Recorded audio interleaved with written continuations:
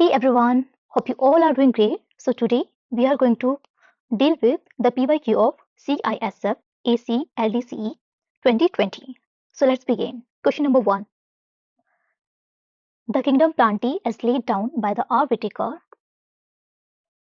Kingdom plantae as laid down by the R. Whittaker comprise which of the following group of plant?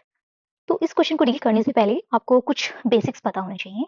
तो basic सबसे पहले जो scientific base दिया गया था क्लासिफिकेशन का वो दिया गया था अरिस्टोटल के थ्रू. अरिस्टोटल के थ्रू उन्होंने क्या किया था, उन्होंने प्लांट को stem shrub herb and tree में डिवाइड किया था और एनिमल को एनिमा एंड एनिमा. एनिमा जिसमें रेड ब्लड सेल्स नहीं पाई जाती, no RBC, no red blood cells. एनिमा जिसमें रेड ब्लड सेल्स पाई जाती हैं. Second classification was given by Linnaeus Carolinus. Linnaeus इन्होंने टू डिवीजन दिया था, टू किंगडम क्लासिफिकेशन दिया, प्लांटी and the other one is एनिमेलिया. थर्ड आते हैं आपके आर विटेकर जिनकी हम बात कर रहे हैं. R Whittaker, R H Whittaker. इन्होंने 5 किंगडम क्लासिफिकेशन दिया. 5 किंगडम में number 1 Monera, number 2 Protista, number 3 Fungi, number 4 Plantae, number 5 Animalia. Monera prokaryotes होता है, प्रोकैरियोट्स. ये सभी क्या है, यूकैरियोट्स. अब हम यहाँ पे बात कर रहे हैं किसका, प्लांटी की. अब इन्होंने प्लांटी को फर्दर किस में डिवाइड किया था, 5 में. प्लांटी प्लांटी प्लांटी को इन्होंने फर्दर डिवाइड किया था phanerogams and cryptogams. Cryptogams and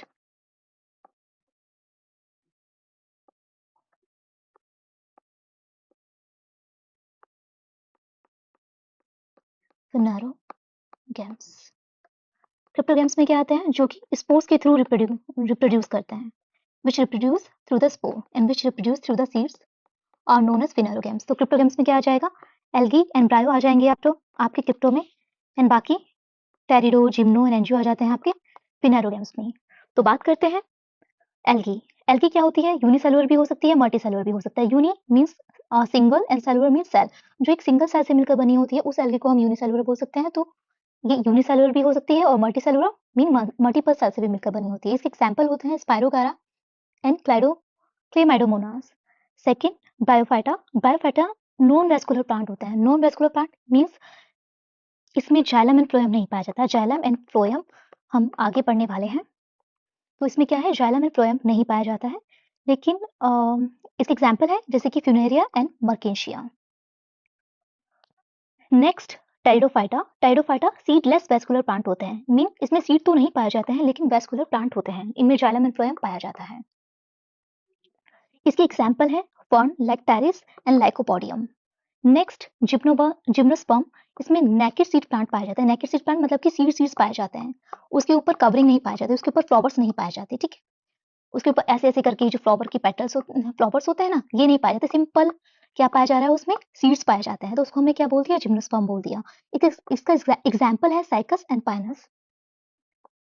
next move करते हैं एंजियोस्पर्म. एंजियोस्पर्म को हम फ्लोवरिंग प्लांट बोलते हैं. जी हाँ, क्योंकि इनके सीड जो होते हैं एनक्लोज होते हैं with in the fruits. Fruits के अंदर इनके सीड पैक रहते हैं, इसीलिए हम इनको क्या बोलते हैं, एंजियोस्पर्म बोलते हैं. इसके एग्जाम्पल है मैंगो एंड व्हीट. अब क्वेश्चन को डील करते हैं. एक बात और कि एल्गी जो है उसको हम थैलोफाइटा भी बोल देते हैं. Thallophyta, Thallophyta, Thallophyta, thallus. Thallus जैसे स्ट्रक्चर होती है. थैलस का मतलब है थैला, बैग होता है ना, एक बैग, बैग की तरह इसकी स्ट्रक्चर होती है. द थैले जैसा होता है, कोई स्टेम रूट शूट में अच्छी तरह से डिवाइड नहीं होता है, जस्ट थैले जैसी बॉडी होती है, इसलिए इसको हम क्या बोल देते हैं, थैलोफाइटा भी बोल देते हैं। नेक्स्ट हमारा तो ब्रायोफाइटा जिसमें नॉन वेस्कुलर प्लांट आ रहे हैं। थर्ड था आपका टेरिडोफाइटा जिसमें सीडलेस वेस्कुलर प्लांट थे। फोर्थ था आपका जिम्नोस्पर्म जिसमें नेकेड सीड प्लांट आते हैं। And the fifth is angiosperm जिसमें फ्लावरिंग प्लांट आते हैं, सीड्स के साथ उसमें फ्रूट्स भी पाए जाते हैं। Is it clear? Now move to the question. The kingdom Plantae as laid down by the R.H. Whitaker comprise which of the following group of plant? Brio, Pterido, Protista. क्या protista था यहाँ पे?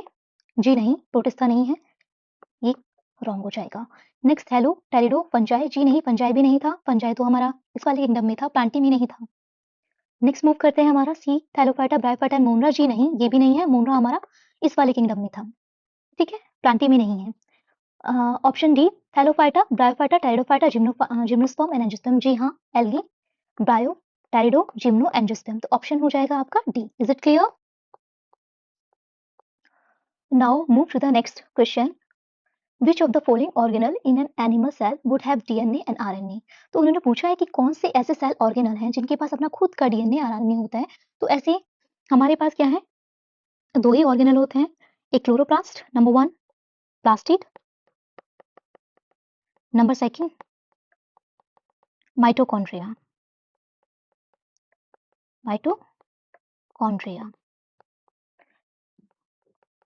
Nucleus के पास भी अपना क्या होता है, ये सेल ऑर्गेनल तो नहीं है ना, इसके पास अपना डीएनए है, इसके पास अपना आरएनए भी है, इन दोनों के पास भी अपना खुद का डीएनए भी है और आरएनए भी है, ठीक है, डीएनए एंड आरएनए।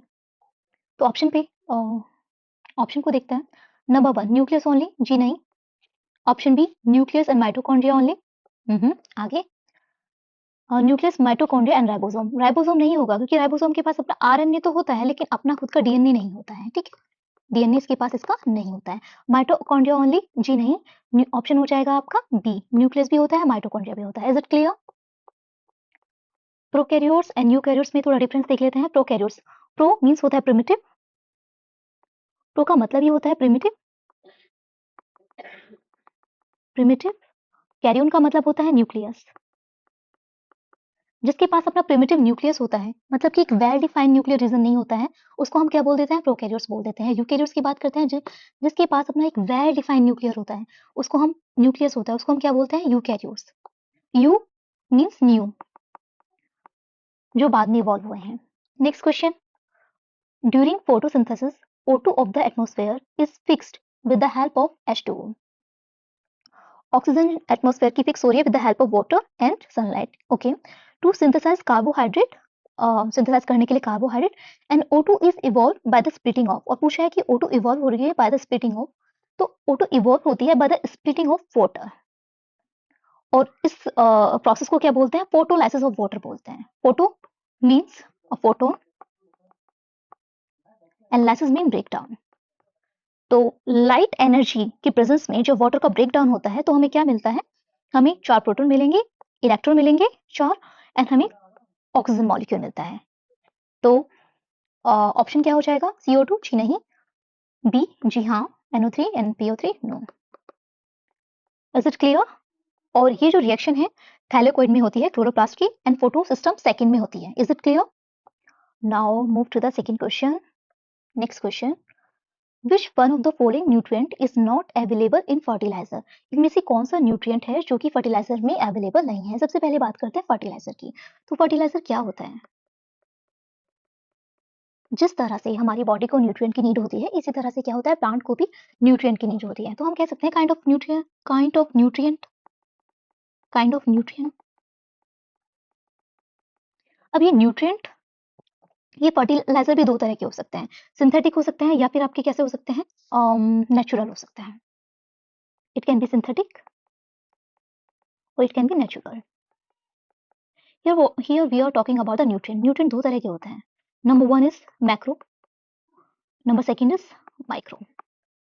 माइक्रो का मतलब ये होता है जो बहुत ट्रेस अमाउंट में जिसकी जरूरत होती है उसको हम क्या बोलते हैं, माइक्रो बोलते हैं।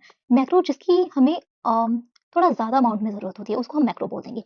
इसमें आ जाता है चॉन, carbon, hydrogen, oxygen, nitrogen, phosphorus, potassium, calcium, magnesium and sulphur.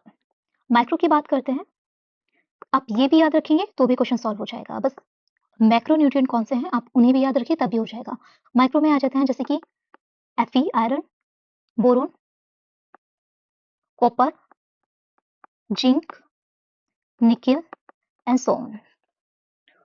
तो मैक्रोन्यूट्रिएंट जिसकी हमें बहुत ज्यादा अमाउंट में जरूरत होती है, जिसकी प्लांट्स को मैक्रो मैक्रो जिसको प्लांट को थोड़ा ज्यादा अमाउंट में जरूरत होती है और माइक्रो जिसको ट्रेस अमाउंट में जरूरत होती है। तो आप खुद ही बताइए, खुद ही सोचिए कि हम प्लांट को क्या प्रोवाइड करेंगे। जिसकी प्लांट को बहुत ज्यादा जरूरत है वो चीज देंगे या जिसकी प्लांट को थोड़ी जरूरत है वो चीज प्रोवाइड कराएंगे। तो प्लांट को हम क्या प्रोवाइड करेंगे, जिसको प्लांट को बहुत ज्यादा अमाउंट में जरूरत है तो वो हो जाएंगे क्या, ऑप्शन ए आयरन, चलिए देखते हैं, बी नाइट्रोजन, नाइट्रोजन मैक्रो हाँ प्रोवाइड कराएंगे, फॉस्फोरस जी प्रोवाइड कराएंगे, पोटेशियम ये भी कराएंगे। तो ये तीनों क्या हो जाता है मैक्रोन्यूट्रिएंट। तो कौन सा इनमें से फर्टिलाइजर नहीं होगा, तो ऑप्शन हो जाएगा आपका क्या, Fe iron. Is it clear? Nitrogen, phosphorus and potassium ये हमारा किस में यूज हो रहा है, फर्टिलाइजर में यूज हो रहा है। Next question, tiger have a shorter small intestine. Tiger के पास एक छोटू सी इंटेस्टाइन होती है कंपेयर टू काउ। ठीक है, टाइगर के पास इंटेस्टाइन जो है वो छोटी है in comparison of cow. The length of the small intestine differ in various animal depending on the. तो इन्होंने पूछा है कि ये जो एनिमल्स में वेरी कर रही है इंटेस्टाइन की लेंथ वो क्यों वेरी कर रही है, किस पर डिपेंड है वो। तो टाइगर क्या है हमारा कार्निवोर और काउ है हमारी हर्बीवोर। तो जो कार्निवोर होते हैं उनकी इंटेस्टाइन यूजुअली कैसी होती है, शॉर्ट इंटेस्टाइन होती है, क्योंकि जो उनका फूड होता है वो प्रोटीन रिच डाइट होती है और वो इजीली डाइजेस्ट हो जाता है, क्विकली डाइजेस्ट हो जाता है। तो उनकी इंटेस्टाइन कैसी होगी, छोटी होगी। ठीक है, हर्बीवोर की बात करते हैं तो उनकी जो डाइट होती है सेलुलोज रिच होती है, तो इसको लॉन्गर ड्यूरेशन लगता है डाइजेस्ट करने में। तो इनका इंटेस्टाइन कैसा होगा, लॉन्ग।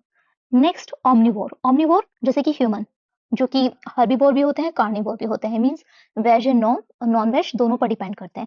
इनकी इंटरमीडिएट लेंथ होती है इंटेस्टाइन की, इनकी लेंथ होती है 6 to 7 मीटर इंटेस्टाइन की लेंथ, कार्निवोर की 3 to 7 मीटर एंड हर्बीवोर की वेरी करती है, किस पर वेरी करती है, इनकी ट्रंक्स मींस जो मेन पार्ट होता है बॉडी का उसका 10 to 12x होती है, 10 to 12x होती है।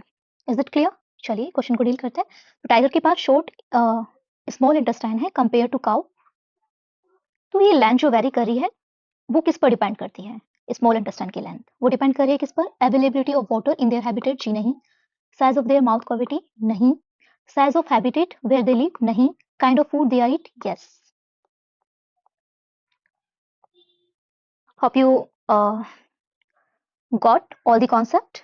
Thank you. Hey everyone, hope you all are doing great. So today we are going to discuss the PYQ of CISF AC LDCE 2021 Biology. So let's begin. Question 1. pH of blood is, तो पूछा गया है कि pH क्या होता है blood का।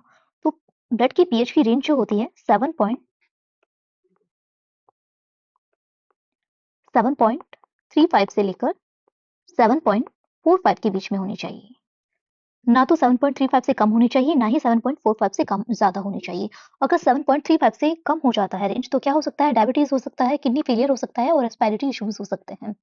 अगर पीएच का रेंज 7.45 से ज्यादा हो जाएगा तो क्या प्रॉब्लम हो सकती है, वॉमिटिंग हो सकता है, hyperventilation means breathing rate increase हो सकती है एंड सर्टेन डायूरेटिक्स मतलब कि यूरिन का प्रोडक्शन बहुत ज्यादा इंक्रीज हो जाएगा। तो ऑप्शन वुड बी 7.35 से लेकर 7.45 के बीच में कौन सा ऑप्शन आ रहा है, 7.40। Is it clear? Next question, which one of the following is a plant hormone. तो पूछा गया है कि इनमें से कौन सा आपका प्लांट हार्मोन है। तो प्लांट हार्मोन के बारे में बात करते हैं। तो कुछ प्लांट हार्मोन की लिस्ट इस तरह से है, number 1 auxin, number 2 gibberellin, number 3 cytokinin, number 4 abscisic acid,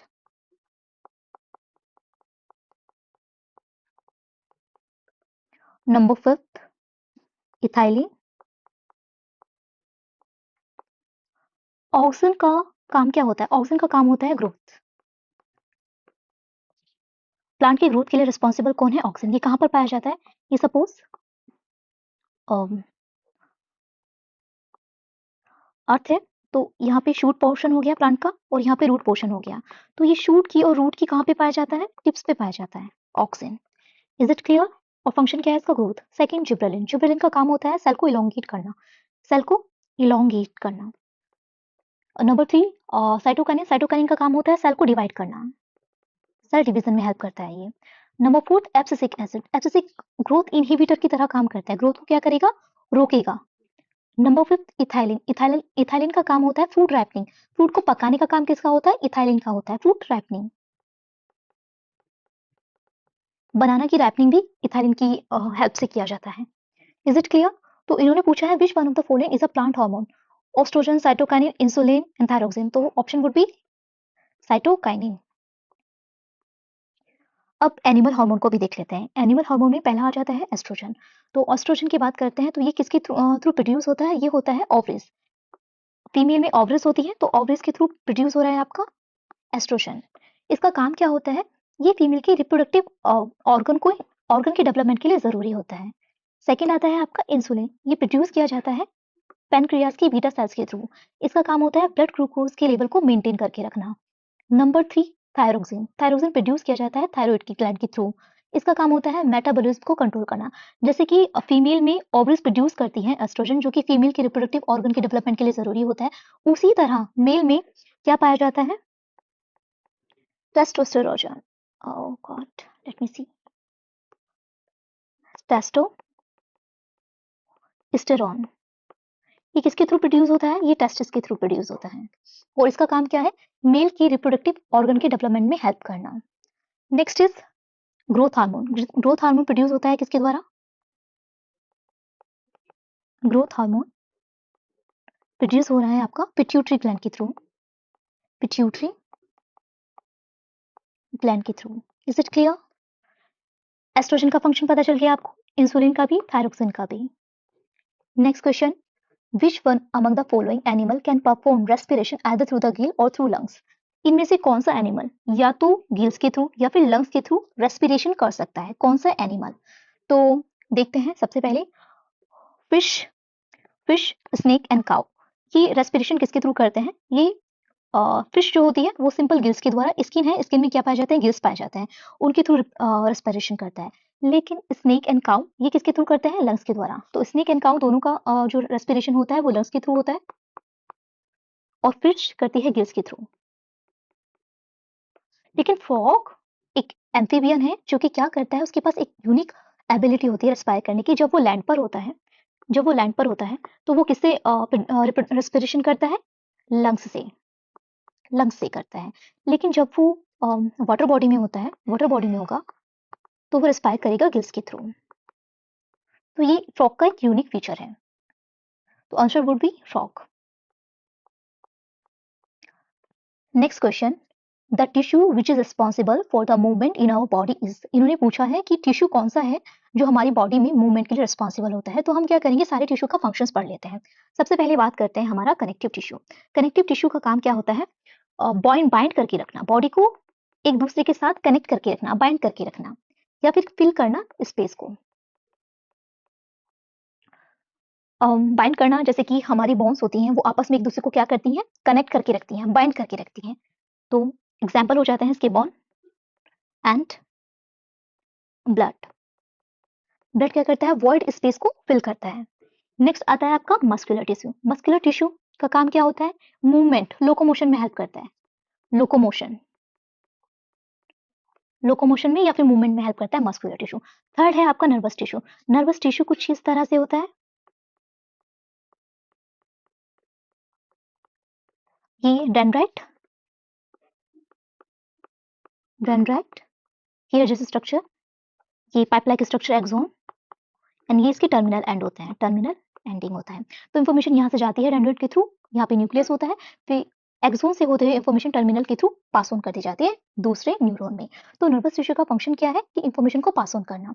number 4, epithelial tissue. Epithelial tissue का फंक्शन होता है प्रोटेक्ट करना, प्रोटेक्शन करना, प्रोटेक्शन करना, या फिर कह सकते हैं कवरिंग करना। फॉर इंस्टेंस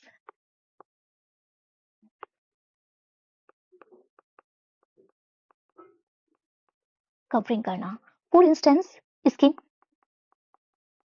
या फिर inner lining of the mouth, inner lining of mouth. अब हम देख लेते हैं क्वेश्चन को। The tissue which is responsible for the movement in a body is which one? Muscular tissue. Muscular tissue को थोड़ा डिटेल में जानते हैं। मस्कुलर टिश्यू में 3 तरह की मसल्स पाई जाती है। Number 1 skeletal, number second smooth, third one cardiac muscle.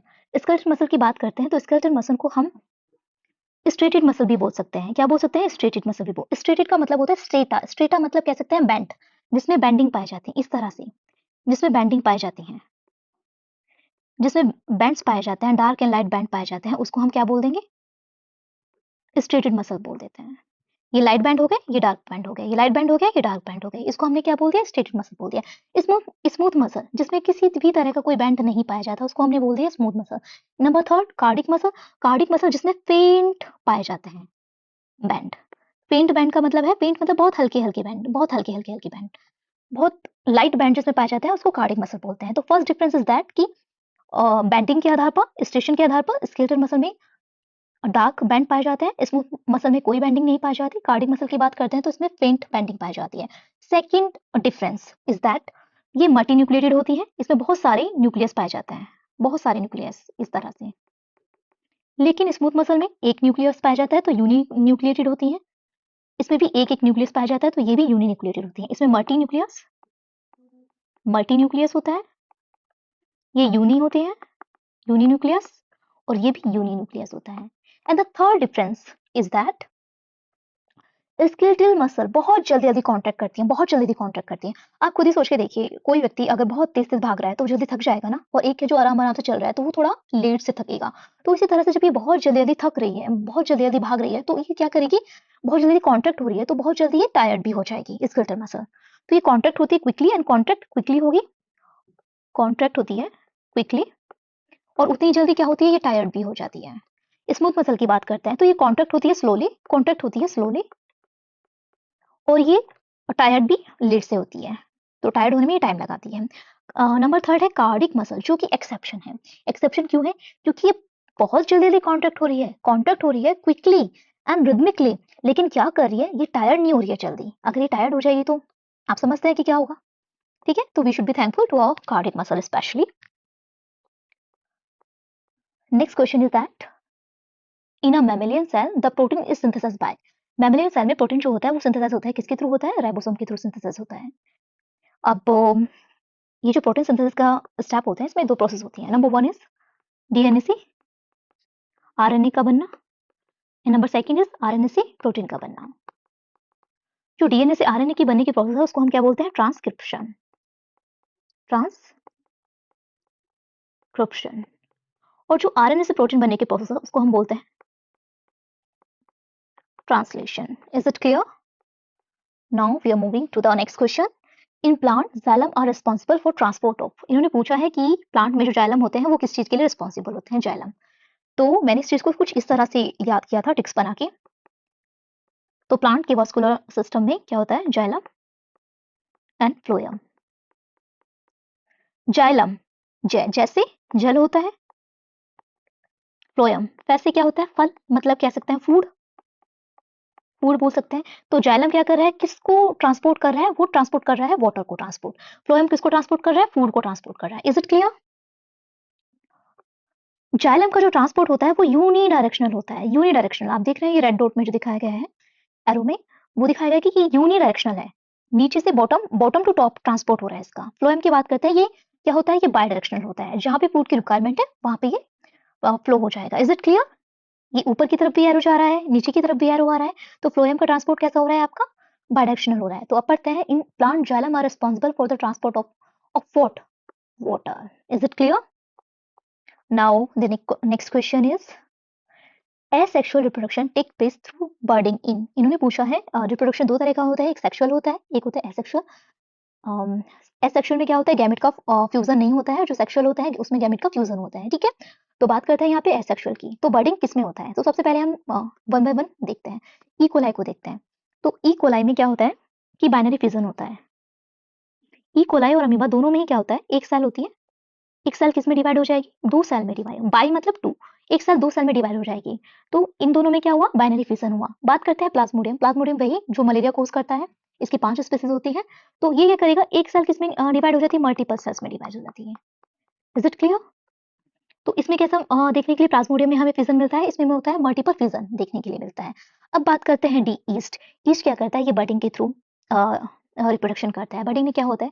एक छोटा सा ईस्ट होगा इस तरह से, उसमें एक छोटी सी बड निकलेगी। अब ये बडिंग क्या होगी? थोड़ा सा मेच्योर करेगी, और जब ये फुल्ली मेच्योर हो जाएगी तो ये इस प्लांट से डिटैच हो जाएगी। ठीक है, तो ये कहाँ पे देखने के लिए मिलता है हमें? ईस्ट में। So option would B D. Next question. Okay, this was all for today's class. Thank you, everyone. Hey, everyone. Hope you all are doing great. So today we are going to discuss PYQ of CISF AC LDCE 2022 Biology. So let's begin. Question number 1. Infectious disease can spread through various means such as air, water, food, insect, and vector. Which one of the following disease does not have vector? तो इन्होंने बोला है कि जो infectious disease होती हैं वो किसके थ्रू फैल जाती हैं? एयर के through, water, food, insect and vector के थ्रू फैलती हैं। लेकिन इनमें से कौन सी ऐसी डिसीज है जिसमें वेक्टर का यूज नहीं हो रहा है? तो ऑप्शन 1 ले लेते हैं, एड्स।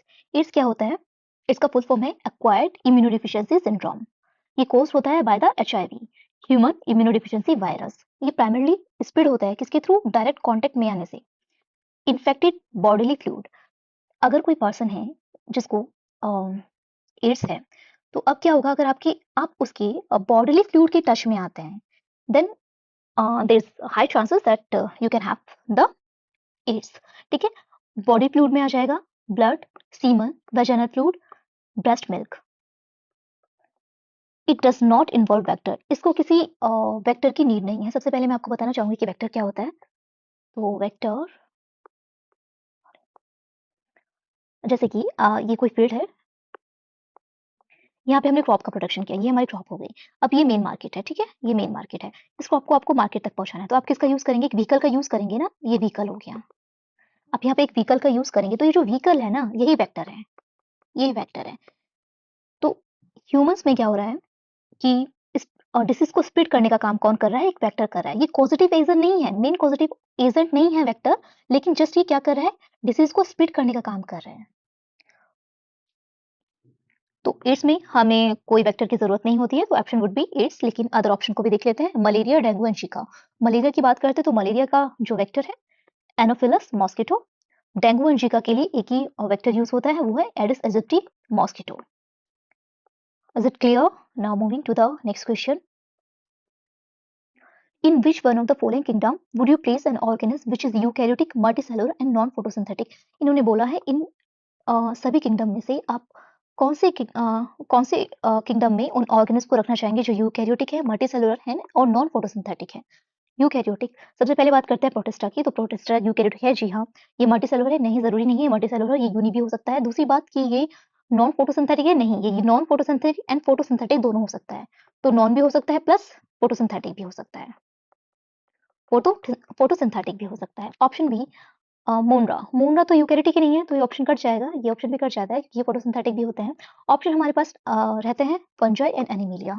तो दोनों ही यूकैरियोटिक हैं, दोनों ही मल्टीसेलुलर है, और दोनों ही कैसे हैं? नॉन फोटोसिंथेटिक है। लेकिन एक डिफरेंस आ जाता है। एनिमिलिया में क्या हो जाता है कि जो फूड को इनटेक करने की प्रोसेस होती है, वो इंजेक्शन शुरू होती है, इंजेक्शन, और खत्म होती है एजिशन पे। मल्टीपल स्टेप होते हैं इस प्रोसेस में, तो ठीक है। और हमारा फंजाई में क्या होता है? फूड एब्सॉर्ब किया जाता है, एब्सॉर्ब किया जाता है न्यूट्रिएंट को। तो correct answer would be fungi. Next question. Which of the following cell organelle is not lined by the membrane? इन्होंने बोला है कि कौन सा सेल ऑर्गेनल है जिसके चारों तरफ मेम्ब्रेन नहीं पाई जाती है। तो एक ही ऑप्शन होता है आपका, राइबोसोम। राइबोसोम किससे मिलकर बना होता है? प्रोटीन से एंड RNA से मिलकर बना होता है।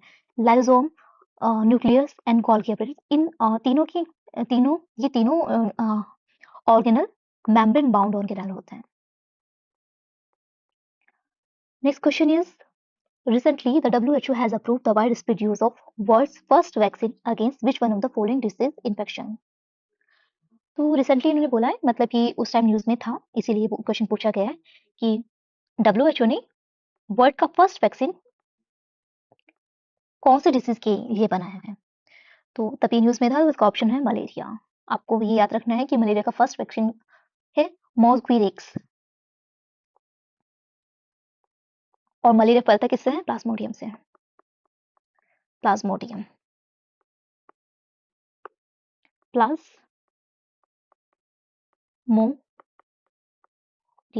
कि प्लाज्मोडियम जो है इसकी 5 स्पीसीज होती हैं विच कोज मलेरिया। नंबर 1 प्लाज्मोडियम वाइवेक्स, नंबर 2 प्लाज्मोडियम फ्लैसीपैरम, नंबर 3 प्लाज्मोडियम ओवेल, नंबर 4 प्लाज्मोडियम मलेरी, नंबर 5 प्लाज्मोडियम नॉलेसी।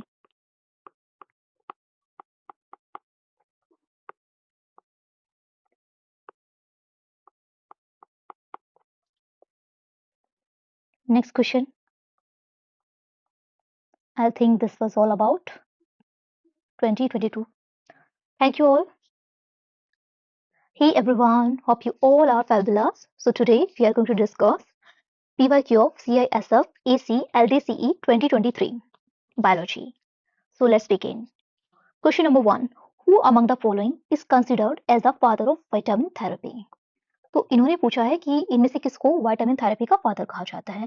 तो इसमें कुछ इलेबोरेट करना जैसा नहीं है, बस आपको याद रखना होगा कि फ्रेडरिक हॉपकिन को हम क्या बोलते हैं? फादर ऑफ विटामिन थेरेपी बोलते हैं। Next question, which of the following group of organism correctly make a food chain? तो इन्होंने बोला है कि इनमें से कौन सा ग्रुप ऑर्गेनिज्म का करेक्टली बना रहा है क्या फूड चेन। तो सबसे पहले समझते हैं फूड चेन क्या होता है। फूड चेन होता है हु ईट्स, हु अरे ओके इट्स ओके,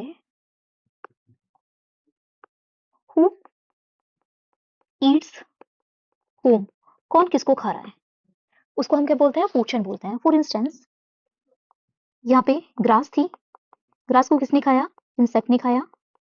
इंसेक्ट को किसने खाया? फ्रॉग ने खाया। फ्रॉग को किसने खाया? स्नेक ने। अब स्नेक को किसने खा लिया? ईगल ने खा लिया। तो क्या है, एक ये सीरीज फॉलो कर रहा है कि ग्रास को कौन खा रहा है? यहाँ पे इंसेक्ट खा रहा है, इंसेक्ट को फ्रॉग, फ्रॉग को स्नेक, स्नेक को ईगल। तो ये क्या हुआ, एक सीरीज फॉलो हुई। इसी को हमने क्या बोल दिया? फूड चेन बोल दिया। फूड चेन कि कौन किसको खा रहा है। लेकिन लेकिन लेकिन एक एडिशनल इंफॉर्मेशन, अगर ये फूड चेन आपस में कनेक्ट हो जाए, मतलब कि ऐसा भी तो हो सकता है कि ग्रास को किसने खा लिया? गोट ने खा लिया। और गोट को किसने खाया? लॉयन ने खा लिया। लॉयन ने खा लिया। और ऐसा भी हो सकता है कि सीधा स्नेक को लोयन ने खा लिया। तो मल्टीपल फूड चेन जब आपस में कनेक्ट हो जाए तो उसको हम क्या बोल देंगे? फूड वेब बोल देंगे। हम उसको क्या बोल देंगे? फूड वेब बोल देंगे। तो क्वेश्चन पे आते हैं। क्वेश्चन पे उन्होंने बोला है कि इनमें से कौन सा ग्रुप ऑर्गेनिज्म का करेक्टली बना रहा है फूड चेन। तो देखते हैं। ऑप्शन ए ग्रास, ग्रास को गॉड खा रहा है, खा सकती है बिल्कुल। गॉड को ह्यूमन ने खाया, बिल्कुल हो सकता है, ठीक है। अब बात करते हैं बी की। एलिफेंट, एलिफेंट को गोट खाती है, ऐसा कभी होता है? ये ऑप्शन कट जाएगा। ऑप्शन सी टाइगर, टाइगर को स्नेक ने खाया, स्नेक टाइगर को खाएगा, ये ऑप्शन भी कट जाएगा। ऑप्शन डी इंसेक्ट को फ्रॉग ने खाया, बिल्कुल होगा। नेक्स्ट फ्रॉग को ग्रास ने खाया, क्या ग्रास फ्रॉग को खाती है? ये ऑप्शन भी कट जाएगा। तो option would B A. Next question, which one of the following pair correctly represent an example of analogous organ. तो इन्होंने बोला है कौन सा पेयर यहाँ पे एनालॉगस ऑर्गन को रिप्रेजेंट कर रहा है। तो हम समझते हैं यहाँ पे दो तरह के ऑर्गन होते हैं, एक होता है होमोलोगस, दूसरे होते हैं एनालॉगस। होमोलोगस ऑर्गन को हम क्या बोल सकते हैं कि जिनका सेम ओरिजिन होता है, सेम ओरिजिन होते हैं, इनके डिफरेंट ओरिजिन होते हैं, लेकिन इनके जो फंक्शन होते हैं वो डिफरेंट होते हैं, फंक्शन डिफरेंट होते हैं, ठीक है। और इसके जो फंक्शन होते हैं वो सेम होते हैं, फंक्शन सेम होते हैं। इसको कुछ आप इस तरह से समझ सकते हैं। एक पेरेंट है, पेरेंट पेरेंट के मतलब 2-3 चिल्ड्रन है। तो उसमें से क्या होता है कि एक बच्चा डॉक्टर बन गया, एक बच्चा इंजीनियर बन जाता है और एक बच्चा एंटरप्रेन्योर बन जाता है। ठीक है, तो हमारे यहाँ पे क्या हो रहा है कि उनके फंक्शन सेम ओरिजिन है, पेरेंट उनके सेम है, लेकिन बच्चों के पेरेंट सेम है, लेकिन क्या हो रहा है कि उनके फंक्शन क्या हो गए हैं, डिफरेंट हो गए हैं। Is it clear? अब बात करते हैं एनालॉगस की। एनालॉगस में क्या होता है, डिफरेंट ओरिजिन। जब हम सपोज डॉक्टर है, डॉक्टर का ग्रुप है, तो उनके क्या है, पेरेंट तो डिफरेंट डिफरेंट हो गए ना। कोई किसी के पेरेंट दूसरे हैं और किसी के कोई और पेरेंट है, ठीक है, तो उनके पेरेंट्स डिफरेंट हो गए हैं, लेकिन उनका क्या है, फंक्शन एक है, वो सारे क्या है, डॉक्टर्स हैं, ठीक है। तो हमारा क्या हो जा रहा है, इनको हम क्या बोलेंगे, एनालॉगस बोलते हैं। होमोलॉगस को हम क्या बोल सकते हैं, कन्वर्ट और डाइवर्जेंट भी बोल सकते हैं, डाइवर्जेंट ऑर्गन भी बोल सकते हैं, क्योंकि डाइवर्ज हो गए हैं ना, कि काम की वजह से ये क्या हो गए हैं, डाइवर्ज हो गए हैं। एनालॉगस ये काम की वजह से क्या हो गए, कन्वर्ज हो गए हैं, इकट्ठे हो गए हैं, कन्वर्जेंट भी बोल सकते हैं। इसका होमोलॉगस का एग्जाम्पल होता है जैसे कि thorn and tendril of bougainvillea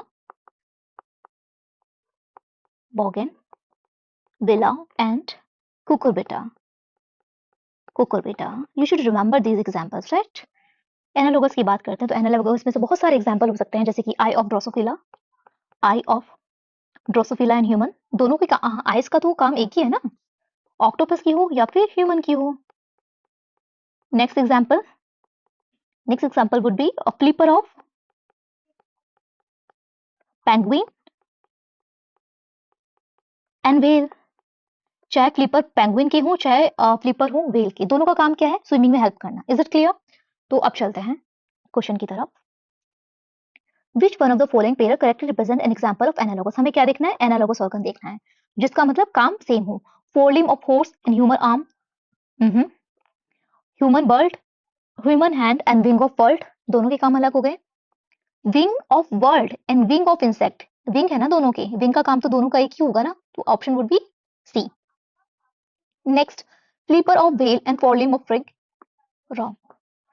homologous organ के कुछ और एग्जांपल दिए गए हैं, आप देख सकते हैं, जैसे कि four limb of horse and human arm, human hand and wing of bird, flipper of whale and four limb of frog.